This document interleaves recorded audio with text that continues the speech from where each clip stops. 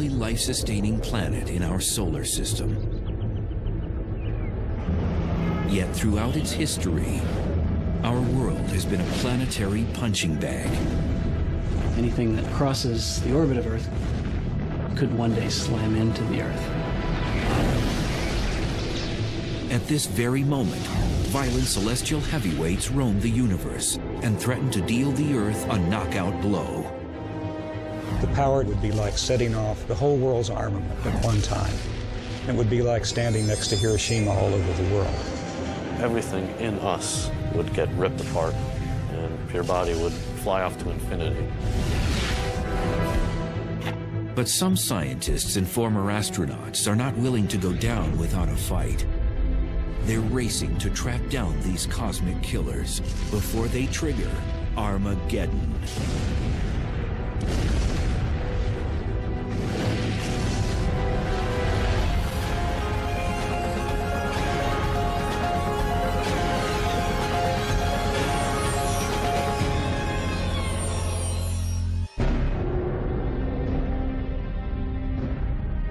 Earth shimmers like a sapphire jewel in our solar system.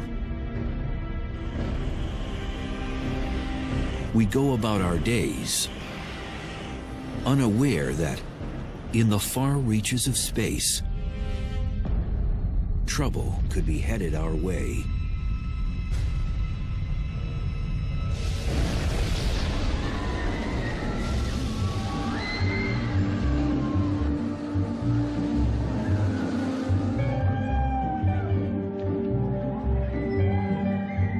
Our solar system is a lot like an amusement park. Earth and most of the other objects carve predictable paths around the sun. Normally, everything is calm and smooth. But at times, things get chaotic and violent.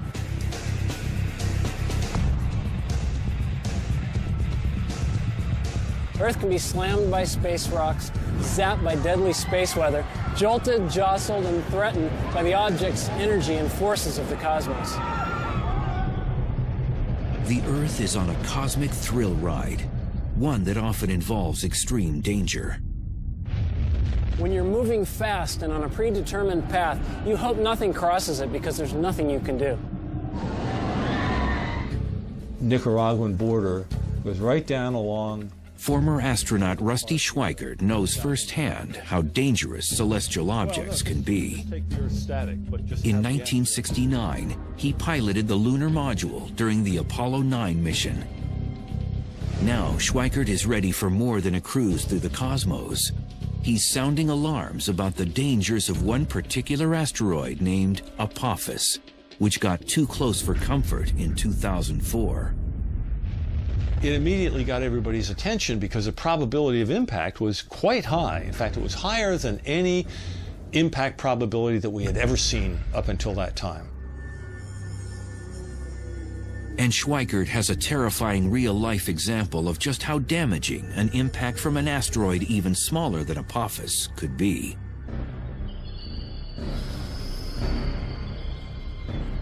June 30th, 1908, 7:15 a.m.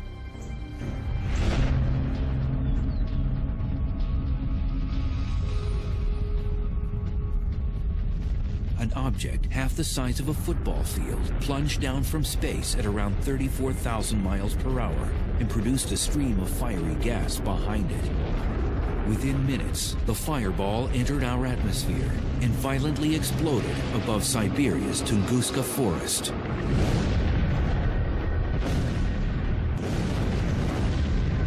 It became the largest explosion on Earth in modern human history. The blast sparked heat waves, which torched 80 million trees in an area over half the size of Rhode Island. Fortunately, no one died as a direct result of the explosion, because it was in a thinly populated area. If that asteroid hit just a few hours later, it would not have hit Siberia, it would have hit over Europe. And if that had exploded midair over any of the major cities of Europe, 1 million people would have died like that. For the last 100 years, the Tunguska explosion has been shrouded in controversy. Today, many scientists agree an asteroid caused the blast. Incredibly, it never even impacted the ground. Rather, it exploded 5 miles above Siberia's frozen ground. A small stony asteroid can't survive the plunge through Earth's atmosphere. When it smacks into the lower atmosphere, doing about 50,000 miles an hour, it's like an egg smashing onto concrete.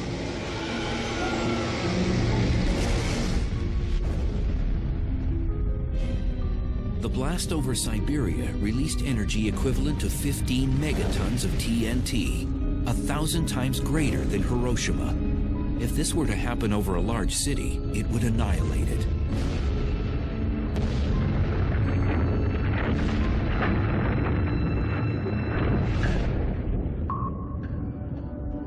Scientists call these trespassers near-Earth objects, or NEOs.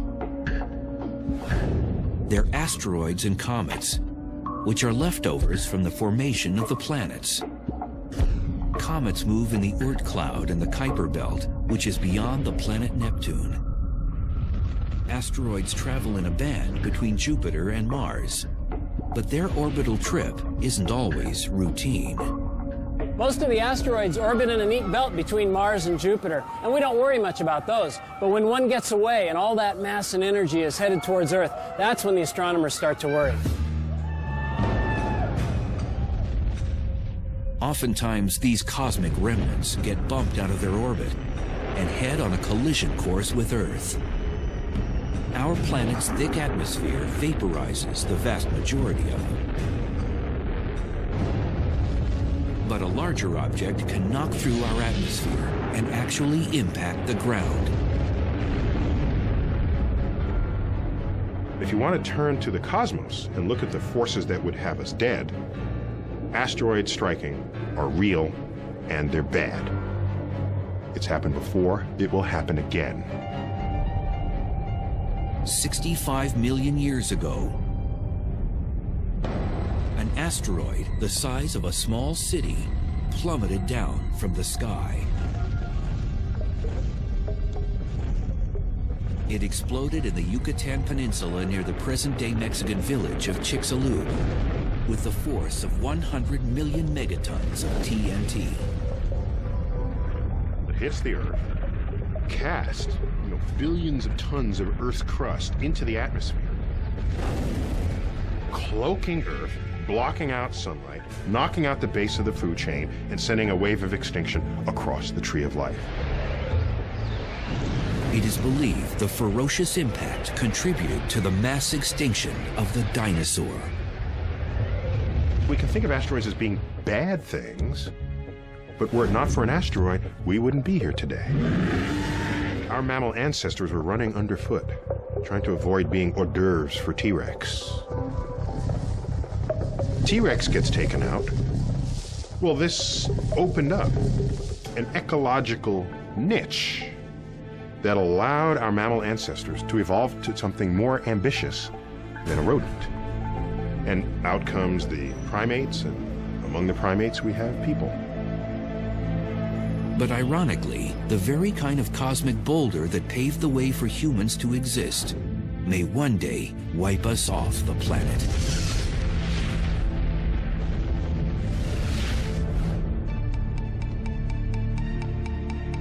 In 1998, Congress urged NASA to detect all the near-Earth objects over a half-mile in diameter or more. And what they found was unsettling. Over 850 NEOs in our vicinity. These asteroids are our closest and most dangerous neighbors in the solar system.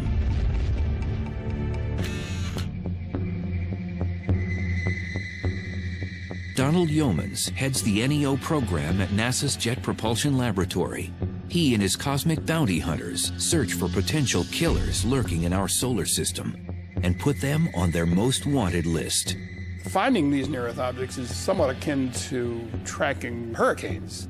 As you track it day after day, you get a better idea of its orbit. You can predict where it's going. You have a better idea of how large it is and if it should hit the Earth, with what sort of velocity. By using telescopic technologies, NASA's Space Guard survey has detected over 90% of all NEOs deemed harmful. These frightening objects could strike the Earth with the energy greater than all the nuclear weapons on our planet today. Such an impact could trigger mass extinction. You wouldn't expect one to hit but every several 100,000 or millions of years. But if one did hit, it could wipe out a fair fraction of the population. So they're very low probability events, but high consequence events. If they hit the Earth, they would have global effects. I mean, not only would you wipe out a continent with really heavy shock waves, but the ejecta would be thrown up in the air and come down all around the planet. The atmosphere itself would get to 1,000 degrees or so, and all the vegetation all over the world where that happened would flash into flames. Cataclysms could also occur with smaller objects. So Congress now asks NASA to locate all NEOs 500 feet in diameter, as wide as the Roman Colosseum. An object that big could decimate a metropolitan area or even a small state. And what worries scientists most is not the asteroids they've discovered, but the ones they have not yet found. At any given time, there's about 24 objects for which we can't yet rule out an Earth impact.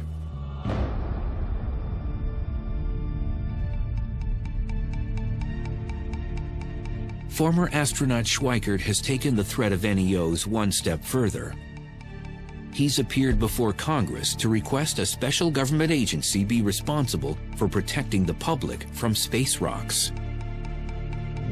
Today, we have the technology to stop near-Earth objects from impacting the Earth for the rest of history.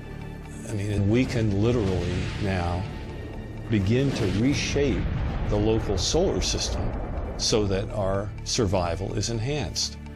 The question is, will we, or will we go the way of the dinosaurs?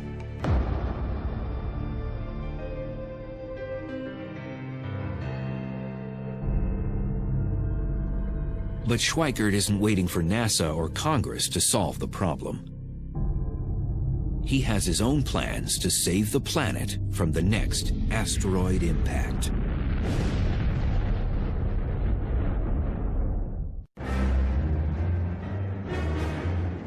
It's hard to believe the Earth has survived over 4.5 billion years, because since its infancy, the planet has taken a beating.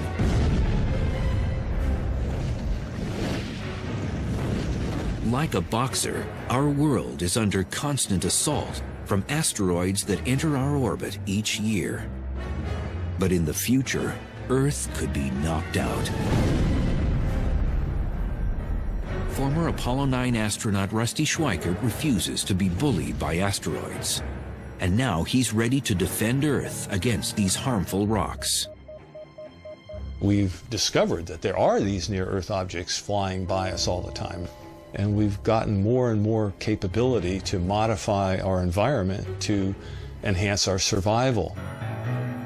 Schweikert is particularly concerned about an asteroid named 2004 MN4, better known as Apophis. This pockmarked rock, approximately 750 feet in diameter, swept near Earth in 2004. Now it's scheduled to pass dangerously close to our planet again on Friday the 13th in April 2029. So in 2029, Apophis will come closer to us than our own communication satellites orbiting the Earth. It will be so close that people who are in the right place will be able to see Apophis go by the Earth with your naked eye. You won't even have to have binoculars. That's how close that asteroid is going to come. Apophis has an over 99% chance of missing the Earth in 2029.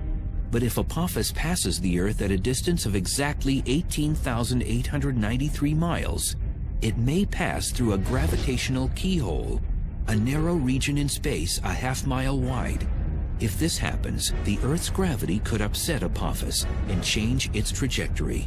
It could cause it to return and hit Earth 7 years later, on April 13th, 2036. The gravitational effect of the Earth will cause it to bend cause the Apophis orbit to enlarge to precisely the size which 7 years later it will come around and hit the Earth. At the present time, Apophis has a 1 in 45,000 chance of delivering a deadly blow in 2036. But even these odds have scientists placing bets. It's one thing to know that there's maybe 1 chance in 45,000 that it's going to hit the Earth, but what you'd like to know, is there 1 chance in 100? Is there 1 chance in 10? Is the probability 1 that it's going to hit the Earth?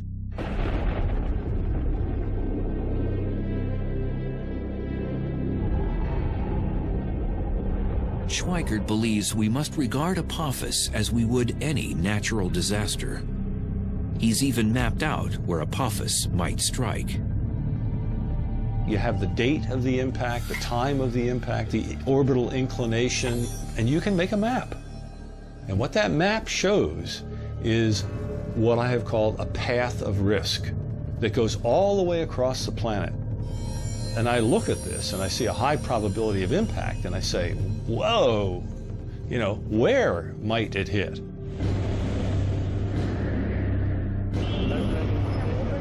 According to Schweikert, Apophis could impact any point along this path of risk. It begins in western Siberia, cuts across and down the Pacific Ocean near California. Then it traverses Central America and finishes in Western Africa.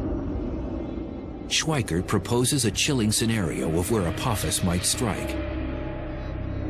The asteroid could land in the Pacific Ocean off the coast of California with the force of over 1 million megatons of TNT. Such an impact would create a 5-mile wide, 9,000-foot deep crater in the water, which would unleash tsunamis. Relentless 50-foot waves would pound the coastline, resulting in unimaginable human loss. An asteroid that's 1,000 feet in diameter, having it hit in the ocean is not a good deal. Hundreds of billions of dollars of damage from something like that. Scientists are presently working on technologies to preempt such a cosmic strike. One idea involves blowing up an asteroid.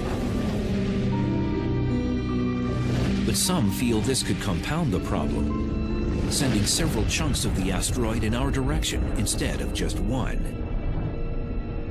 Consequently, Schweikert's new mission is to change the orbit of asteroids that could impact Earth. What you want to do is basically change the asteroid's orbit very, very slightly. You change its velocity by a 10,000th of a mile per hour so that it will miss the Earth instead of hitting it. Rusty's colleagues have drafted conceptual designs of spacecraft that could deflect asteroids, particularly Apophis. One would tow harmful asteroids away from Earth, but instead of lassoing the rock like a bull in a rodeo, the tractor will hover in front of it and use gravity as a tow line. If you park in front of an asteroid for a long enough period of time and you stay close enough to it but not touching it, you're going to increase its velocity. Or if you park behind it while it's moving along, you're going to slow it down very slightly. We can change the orbit of an asteroid if we know about it far enough ahead of time. Although a space probe has landed on an asteroid in the past, the most challenging idea is launching a manned mission.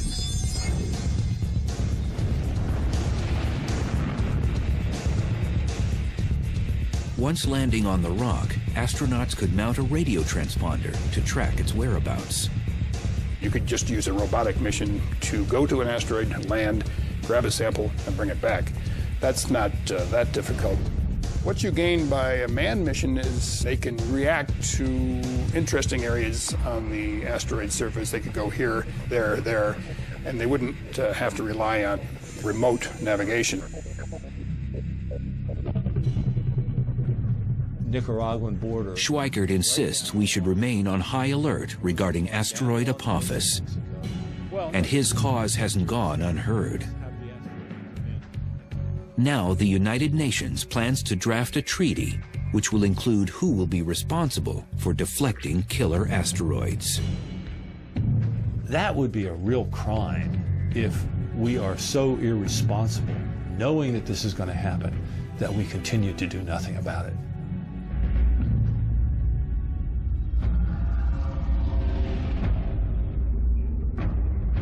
But asteroids and comets are not the only deep space threats. Earth has had its ups, and Earth has had its downs. We never know what's going to be around the next corner, and a lot of it is bad. In far-off galaxies, galactic invaders are at work, itching to end life on the planet as we know it.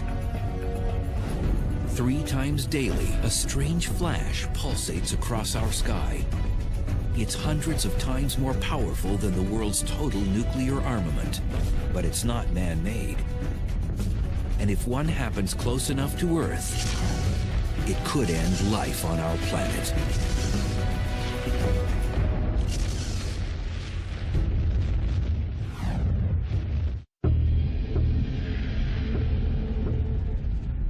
Most Earthlings are unaware of the potential hazards in space, but the list is long and growing.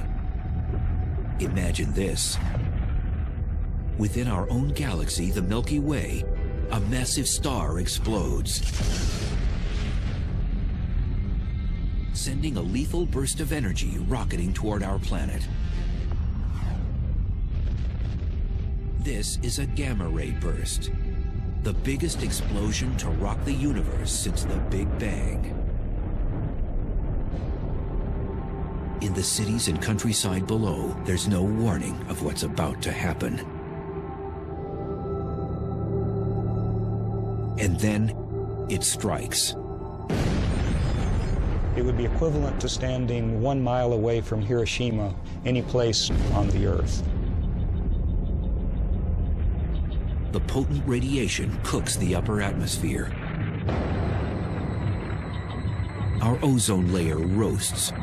Across the hemisphere, human beings burn to death from radiation 100 times the fatal dose. The disappearing ozone layer causes increased temperatures around the world, triggering cyclones, tsunamis, and hurricanes. Most life on the surfaces of land and water incinerates. This may seem like science fiction, but it could happen if a gamma-ray burst hit Earth from 100 light years away. Gamma-ray bursts are the brightest explosions in the universe.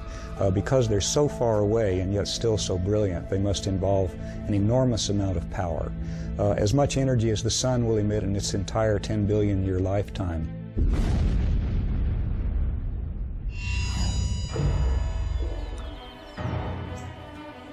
As a young student, Stan Woosley always liked experiments that go boom. Now, the work of this astrophysicist is more than child's play. He's one of the galactic detectives trying to uncover the mysteries behind gamma-ray bursts. We know there are many planets and many stars throughout the cosmos, so there may have been countless civilizations that were destroyed by gamma-ray bursts. These peculiar beams of radiation were first spotted in the 1960s. At first, most astronomers believed these gamma-ray bursts must exist in our own galaxy, the Milky Way, because they're so bright. There were reasons for that. One was that if they were outside the galaxy, the energy was almost unbelievable.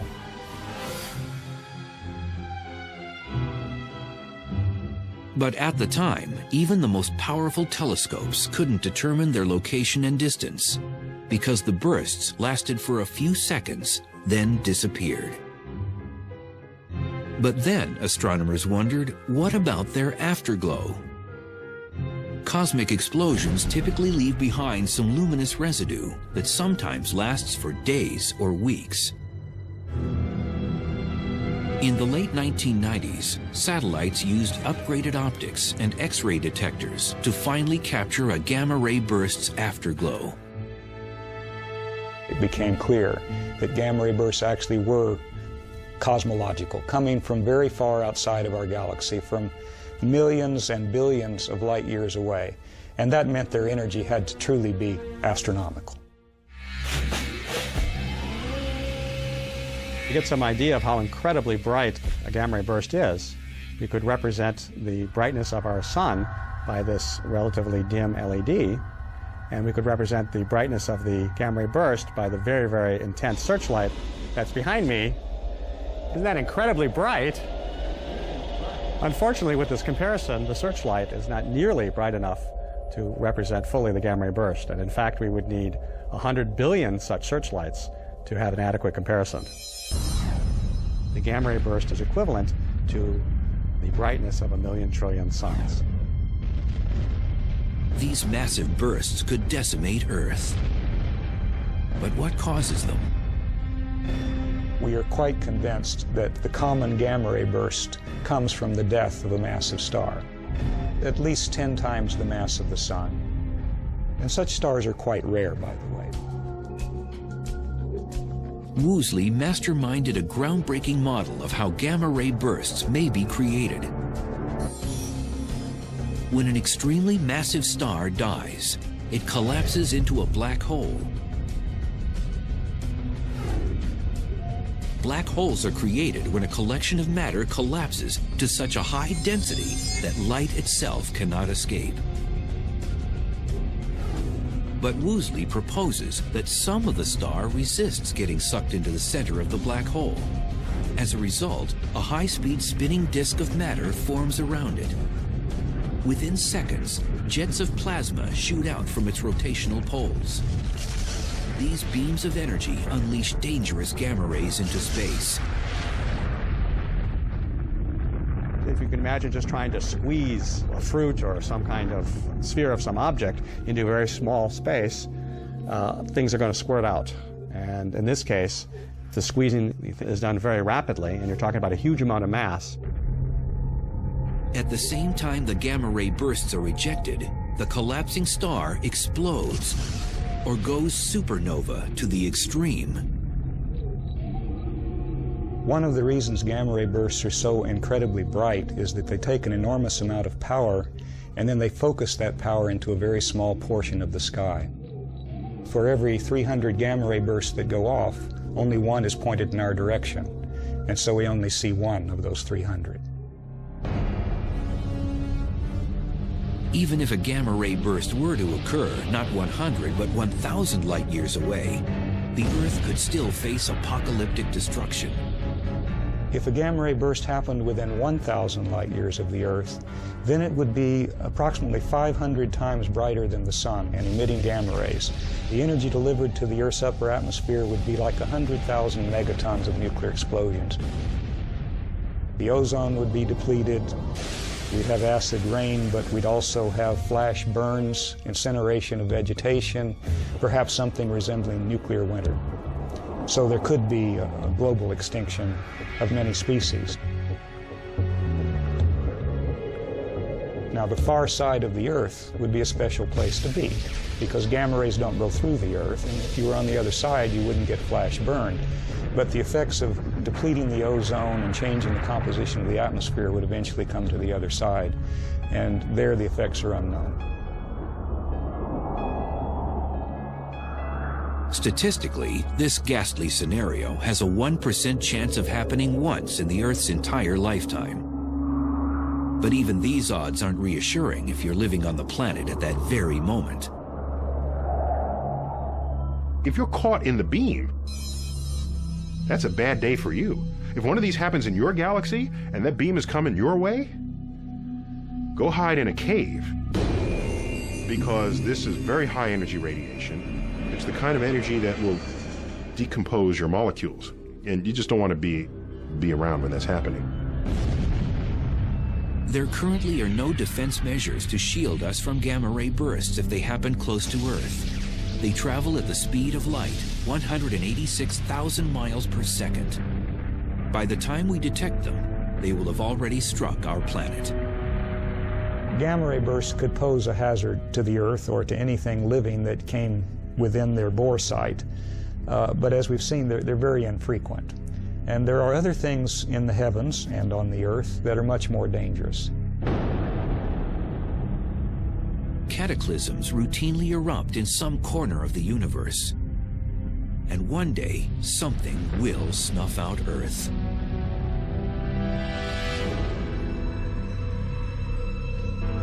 Most of the time, our ride around the sun is gentle and uneventful like this Ferris wheel. And as long as nothing gets in our way, we could go on like this for millions of years. But sooner or later, we know that this smooth ride will come to an end. We just don't know when. Sadly, our planet's ultimate demise will probably come from the very thing that provides us life.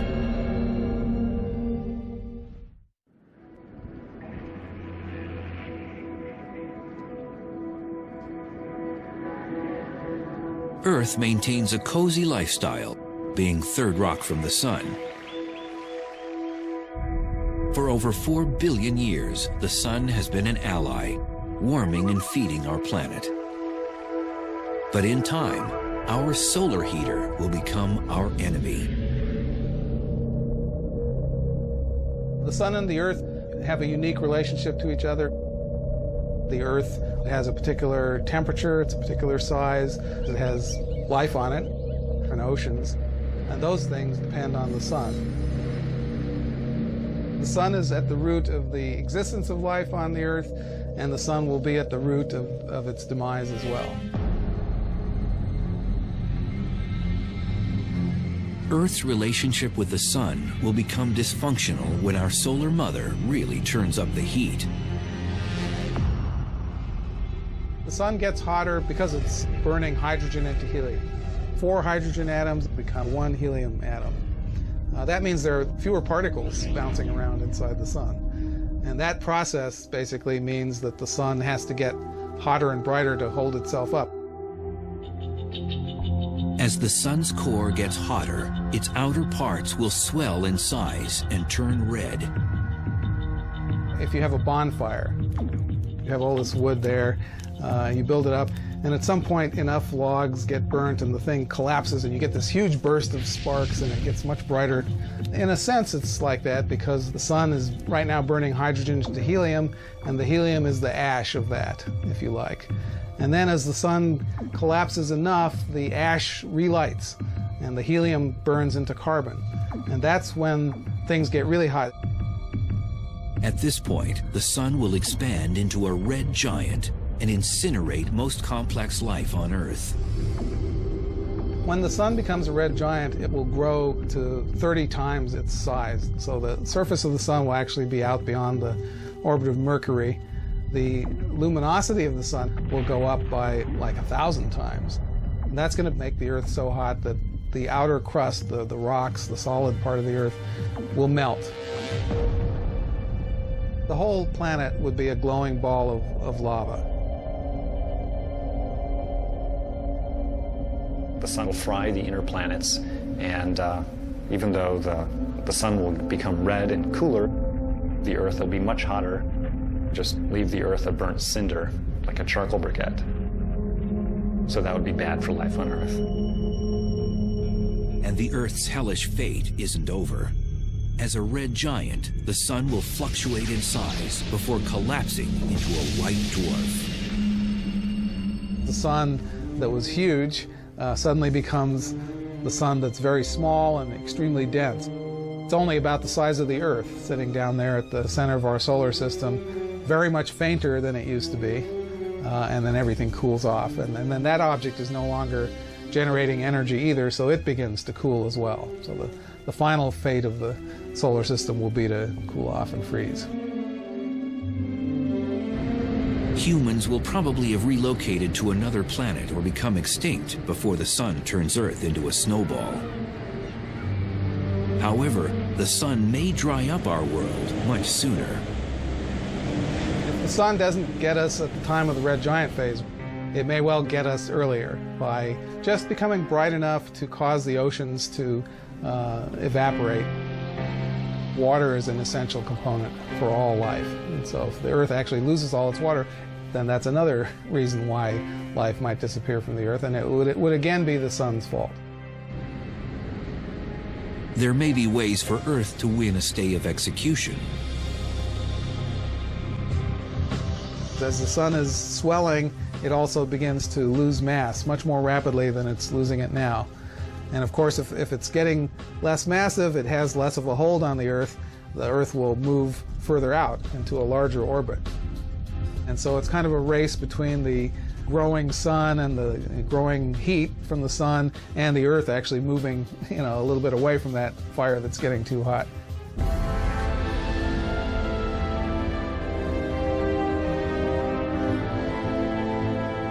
If our planet somehow manages to avoid getting fried or frozen by the sun, its future remains increasingly bleak.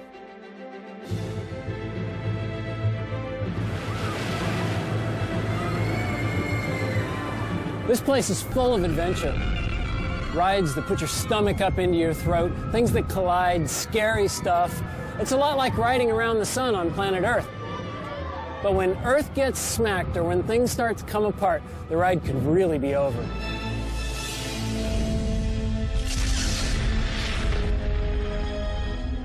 I don't know what that means for the universe to end, because I like time. I live in it. So it's hard to imagine time ending. Today, scientists contemplate our inevitable fate. In the distant future, the Earth and the entire universe may face the ultimate cosmic monster.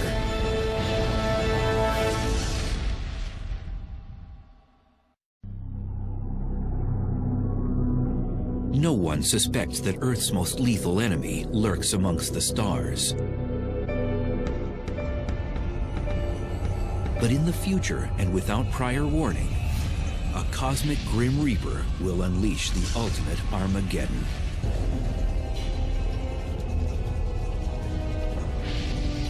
The dark villain will stretch apart the universe. Galaxies themselves will split apart. Stars and planets will tear to shreds. The ultimate apocalyptic event is being called the Big Rip. And when it begins, it won't stop until every atom and nuclei in the universe are mincemeat.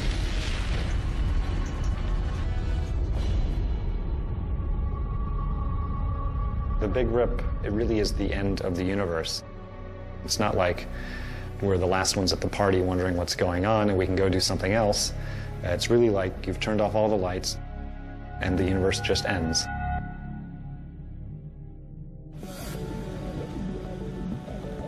Innovative physicists Robert Caldwell and Mark Kamiankowski proposed the notion of the Big Rip, a grim hypothesis about the final fate of the universe. We used to think that the universe, which is currently expanding, could reach a point of maximum expansion. The Big Rip is the idea that the expansion will not only continue and accelerate, but rip everything apart as it does so. Caldwell and Kamiankowski calculated that the universe is expanding at an alarming and increasing pace, and that something is sucking everything outward like a vacuum. Acting like a galactic vice squad, these young scientists hunt for the cosmic killer. They believe a mysterious phenomenon called dark energy may be the culprit. Figuring out what dark energy is probably the #1 goal of cosmologists today. Dark energy is dark, so you can't see it. We can feel what it is. We feel it through its effects on the gravitational behavior of the universe. There could be some dark energy in this room, under the chair. It's only when you look at its properties on really big cosmological length scales, billions of light years across, that you start to see the cumulative effects of the dark energy. It causes things to be pushed farther away from each other and contributes to the expansion of the universe in a quickening pace. Edwin Hubble, whom the Hubble telescope is named after, first discovered the universe is expanding back in the 1920s. But it wasn't until 1998 when a crack team of scientists measured that this expansion is moving like a runaway train. A nice analogy is to imagine that the universe, our three-dimensional space, is like the surface of a rubber balloon that I'm blowing up. Okay, I'm going to blow up the balloon as a demonstration of the effects of the expansion of the universe. As the balloon gets bigger, that's the depiction of the expansion of galaxies. There's a galaxy. Another one. Where's our galaxy? Okay. We live there. Okay, that's our home. As the universe expands, every other galaxy gets farther away from us.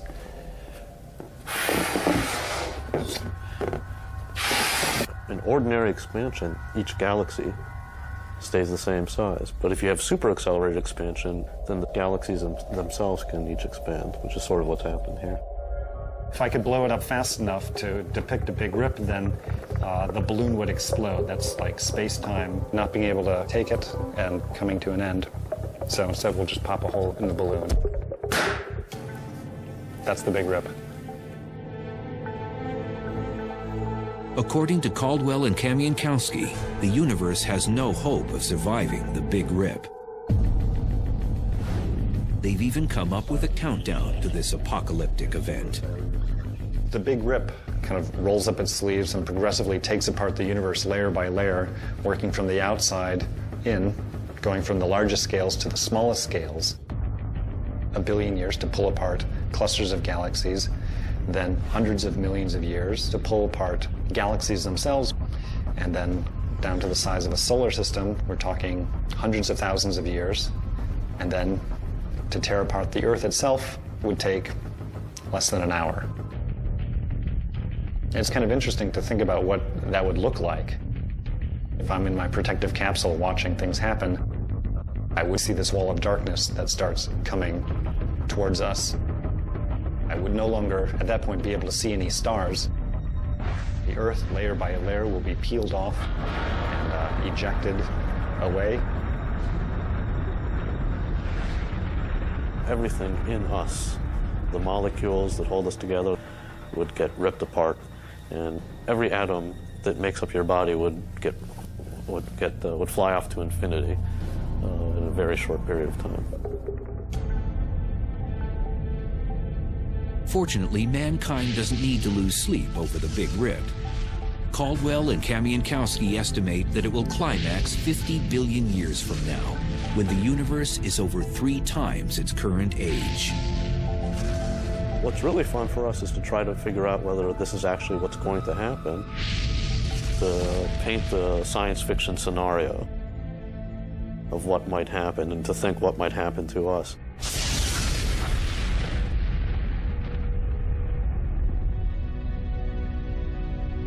Deep space threats are real. Some could harm us tomorrow, others in the far future. But one thing's certain, something will terminate Earth and probably the entire universe once and for all. It's only a matter of time.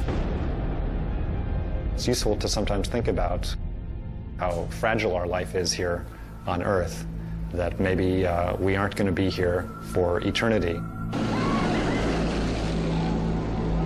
Maybe there's a hope, but the way it looks, the universe just ends, and that's it.